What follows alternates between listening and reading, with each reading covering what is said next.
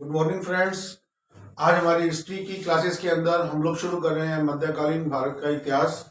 तो आज शुरू करते हैं हमारा नया टॉपिक मध्यकालीन भारत के अंदर। आज हमारा पहला टॉपिक है दिल्ली सल्तनत। तो फर्स्ट टॉपिक है हमारा दिल्ली सल्तनत।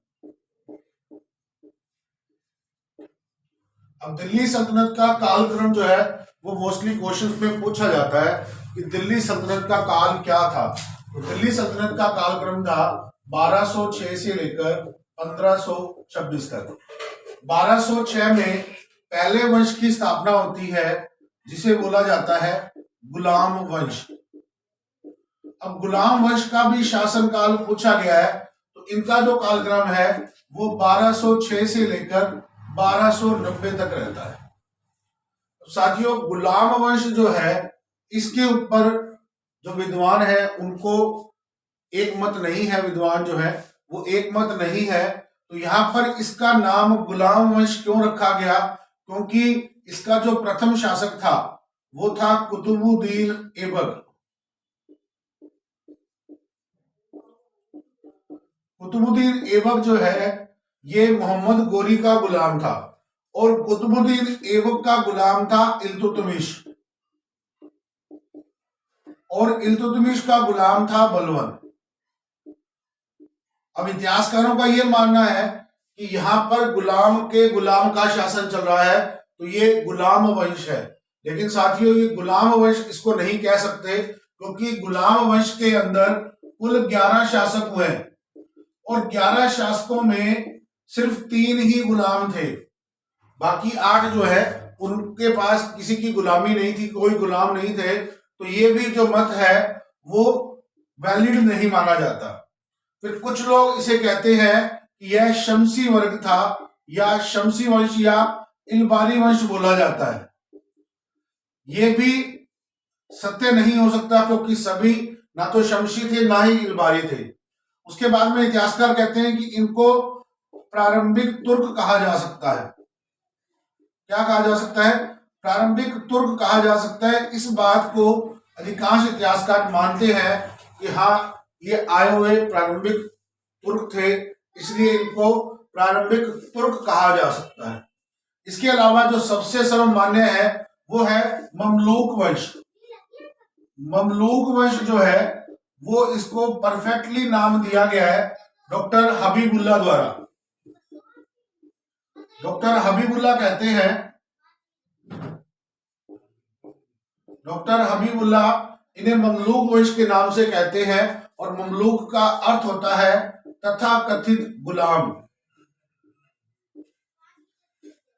तो इसलिए साथियों, इनके लिए गुलाम वंश नहीं मिलेगा। आपको अगर ममलूक वंश क्वेश्चन में मिलेगा तो उसका मतलब क्या है?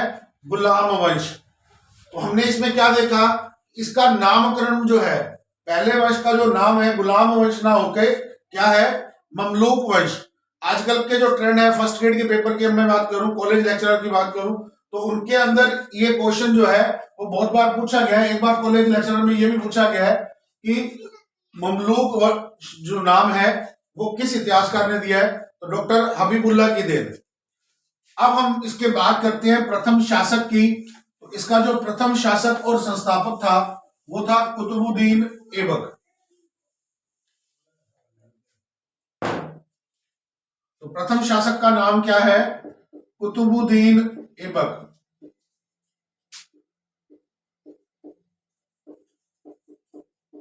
कुतुबुद्दीन ऐबक जो है वो 1206 में शासक बनता है और 1210 तक रहता है। इसका जो एग्जैक्ट नाम था वो था कुतुब उद दीन। इसका जो एग्जैक्ट नाम था वो था कुतुब उद दीन। लेकिन इसे इतिहासकारों ने एक साथ कर दिया कुतुबुद्दीन। लेकिन एग्जैक्ट नाम इसका क्या था? कुतुबुद्दीन ऐबक। ये इसका पूरा नाम था, जिसे इतिहासकारों ने क्या बना दिया? कुतुबुद्दीन ऐबक। अब ऐबक जो है ये तुर्की भाषा का शब्द है, जिसका अर्थ होता है चंद्रमा का देवता।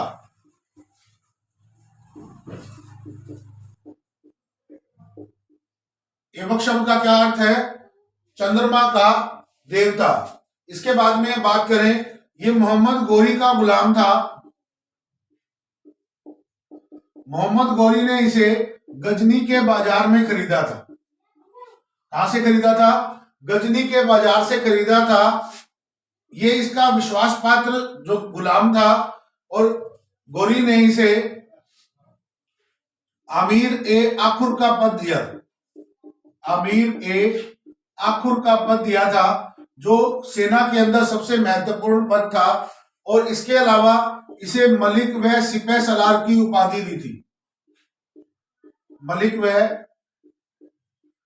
सिपह सलार की उपाधि दी थी और जीवन भर ये इन्हीं उपाधियों से खुश रहा था। इसने कोई और उपाधि धारण नहीं की थी। अपने छोटे से शासनकाल के अंदर 1206 से 1210 के अंदर इसने कोई भी सम्राट की या सुल्तान की उपाधि धारण नहीं की थी। इसके मालिक द्वारा जो इसको उपाधियां दी गई थी वही इसकी उपाधियां थी। आगे बात करते हैं, इसे कुछ और नामों से भी जाना जाता था। इसे लाख बख्श कहा जाता था।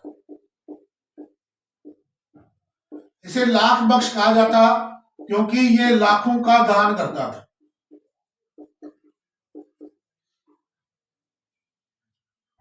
इसे कुरान ख्वा भी कहा जाता है क्योंकि यह कुरान की आयतों को बड़ी सुरीली आवाज में गा सकता था। कुरान की आयतों को बड़ी सुरीली आवाज में गाता था। इसके अलावा इसे पीर बख्श कहा जाता है। यह हाथियों का दान करता था। हाथियों का दान करने के कारण इसे क्या कहा गया? पीर बख्श कहा गया। तो ये इसके कुछ प्रचलित उपनाम भी कही जा सकते हैं या उपाधियां कही जा सकती हैं। अब यहां पर हमने इसका प्रारंभिक परिचय देखा। 1206 में मोहम्मद गौरी की मृत्यु के बाद में वहां के जो अमीर वर्ग था उसने ऐबक को कहा कि आप आकर के गौरी द्वारा बनाई गई सत्ता को स्थापित कीजिए। और यहां पर 1206 में ये दिल्ली सल्तनत की स्थापना करते हैं। इसकी स्थापना करते हैं, दिल्ली सल्तनत की स्थापना करते हैं। 1206 से लेकर 1210 तक शासन करते हैं। 1210 में लाहौर में चौगान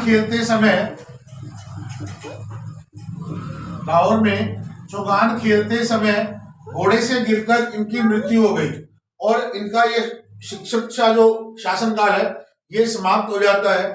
अब मोहम्मद गौरी के बाद ये शासक बनते हैं तो इनके लिए बहुत सी कठिनाइयां थी। और मैं बात करूं इनकी दो प्रमुख कठिनाइयों की, एक तो थे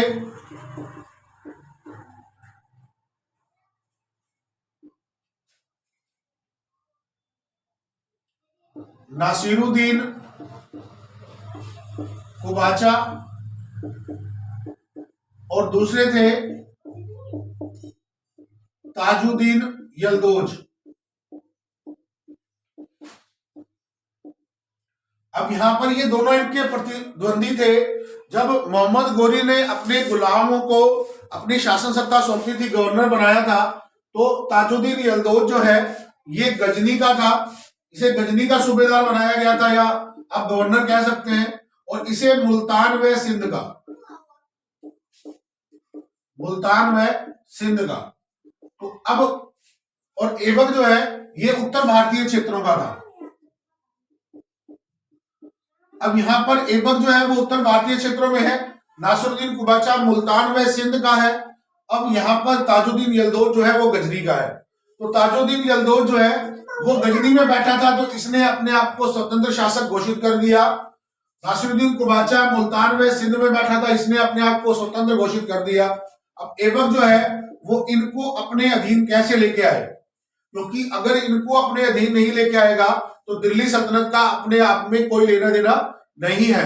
क्योंकि अगर ये क्षेत्र इसके अधीन नहीं आ रहे तो इसकी सल्तनत का कोई वैल्यू नहीं है। ऐसे में क्या हुआ कि इसने बड़ी कूटनीति का परिचय दिया।